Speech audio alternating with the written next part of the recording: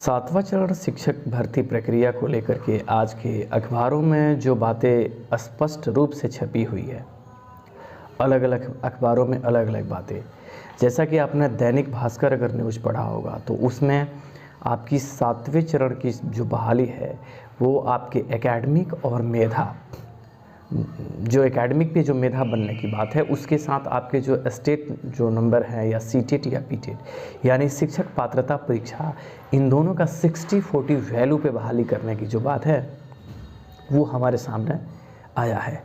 लेकिन वहीं जब हिंदुस्तान न्यूज़पेपर आप पढ़ते हैं तो उनमें इन बातों का खंडन अलग तरीके से किया जाता है और उस अखबारों में के पन्नों में है कि आपकी बहाली एकेडमिक पे होगी, पुराने जो प्रावधान के तहत जो बहाली प्रक्रिया है उन्हीं प्रावधानों के तहत होगी, बस नियमावली के जो नाम है वो बदल जाएंगे। नियमावली जो है वो 2023 के नाम से होगी। ये बातें सुबह से हमारे शिक्षक अभ्यर्थियों के बीच में आया है, तभी से अभ्यर्थियों की जो चिंताएं हैं, आशंकाएं हैं वो अभी तक बरकरार हैं।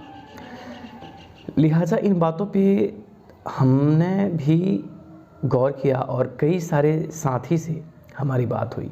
हमारे एसटीईटी के जो अभ्यर्थी हैं, कई सारे दोस्त जो सचिवालय भी गए हैं, सचिवालय का दौरा भी कर रहे हैं, अलग अलग लोग अपने तरीके से हर वो संभव कोशिश कर रहे हैं, जानने का ये कोशिश कर रहे हैं कि माननीय शिक्षा मंत्री ने जो बयान दिया है बिहार के अंदर सातवें चरण शिक्षक भर्ती प्रक्रिया को लेकर के, उनमें स्पष्टता क्यों दिखाई नहीं देती है। इन बातों को जब अभ्यर्थियों के बीच में मामला बहुत ज़्यादा बिगड़ा और अभ्यर्थी जो हैं वो सुबह से आज परेशान हैं, तो इस पे हमने भी कई सारे लोगों से कांटेक्ट किया और ये जानने का हमने कोशिश किया। विगत में जो शिक्षक हैं और एक दो बीईओ हैं उनसे भी मेरा कांटेक्ट हुआ और मैंने इन बातों को समझने का कोशिश किया कि ये बातें क्यों हमारे बीच आ रही है। तो दरअसल शिक्षा विभाग जो है, बिहार सरकार का जो शिक्षा विभाग है, उन्होंने जो अपना पैरामीटर बना करके रखा है, शिक्षा मंत्री को उन्होंने बताया है। शिक्षा मंत्री को पूरा फॉर्मेट जो नियमावली का है वो दिया गया था। शिक्षा मंत्री की जो पीए हैं उन्होंने अपने तरीके से, और जो शिक्षा मंत्री के साथ जो बैठक हुई थी उन बातों को शिक्षा मंत्री ने जिस तरीके से समझा है, उन्होंने अपनी बातों को स्पष्ट रूप से मीडिया के सामने कह दिया और उन्हीं बातों को लेकर के प्रिंट मीडिया के तहत क्या हुआ कि इन बातों को पब्लिश किया गया है। तो दैनिक भास्कर की जो बातें छपी है वो अलग तरीके की हैं और हिंदुस्तान न्यूज़पेपर की जो बातें हैं वो अलग तरीके की हैं। यही कंट्रोवर्सी है जो बना हुआ है। लेकिन अभ्यर्थी की परेशानी इन बातों से नहीं है कि शिक्षा मंत्री ने क्या कहा या शिक्षा मंत्री के कहने के बाद उनके बातों का अर्थ क्या हुआ। उससे ज़्यादा अभ्यर्थी परेशान हो गए जब अखबारों में इन बातों को देखने को मिला जिसमें बहाली के जो प्रावधान है वो अलग अलग अखबारों में अलग अलग उनको देखने को मिले। इन्हीं सिलसिले में जब हमारी लोगों से बात हुई तो इन चीज़ों का स्पष्टता तरीका से हम लोगों ने जब बात किया तो एक चीज़ साफ हो गया।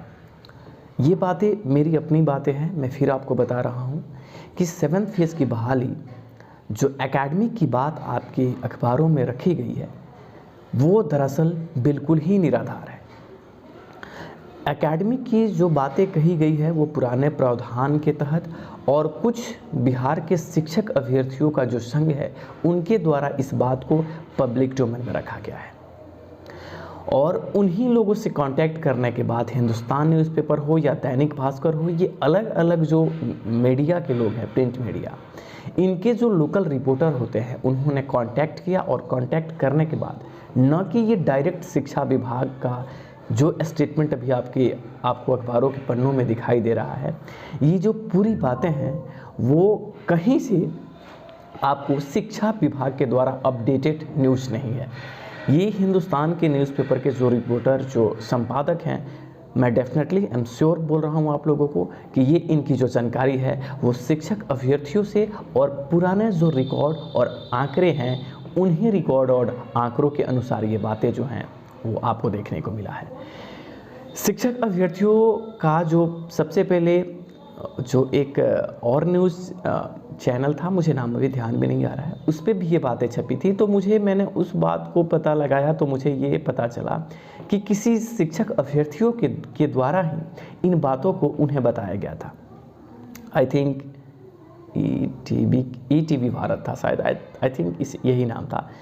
तो किसी अभ्यर्थियों के द्वारा ये सूचना उन्हें दी गई थी और उन्होंने उस बात को प्रिंट किया। लेकिन आज के अखबारों में जो बातें आई है, ये सारे लोग शिक्षा मंत्री के ट्विटर हैंडल का यूज़ किए हैं और साथ ही साथ इन लोगों ने अपने पुराने जो रिकॉर्ड हैं उस रिकॉर्ड के अकॉर्डिंग इन बातों को पब्लिश किए हैं।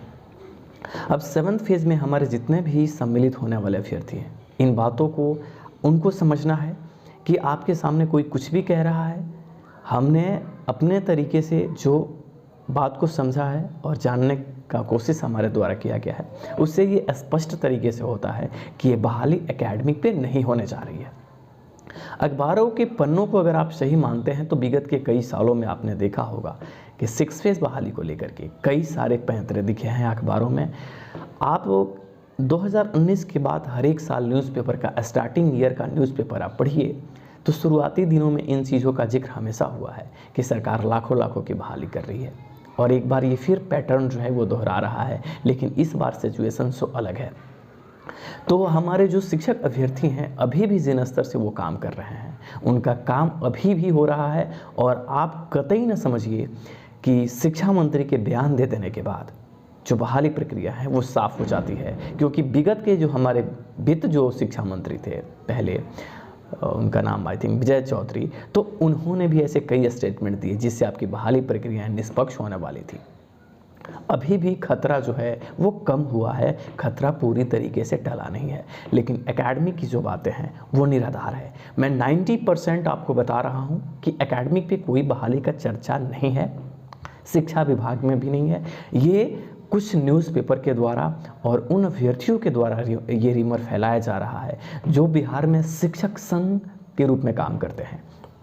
साथ ही साथ इन लोगों का ये काम है जो एकेडमिक पे बहाली प्रोसेस को आगे देखना चाहते हैं। तो लिहाजा आप मेरी बातों को समझने का कोशिश कीजिए।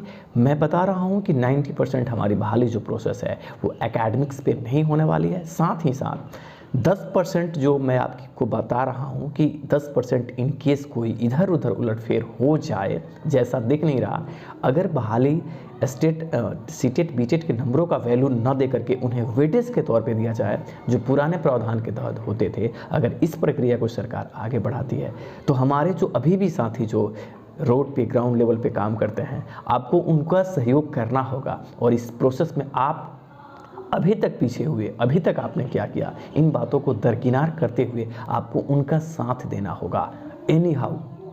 इसलिए ये जो कुछ भी सिचुएशन अभी क्रिएट हुआ है, इन हालात को समझिए। हालात को अभी शिक्षक अभ्यर्थियों के द्वारा बिगाड़ने की कोशिश की जा रही है। कुछ संघ हैं, कुछ शिक्षक अभ्यर्थी हैं, कुछ मीडिया कर्मी हैं, इस तरीके के जो दावे का खंडन भी हो रहा है।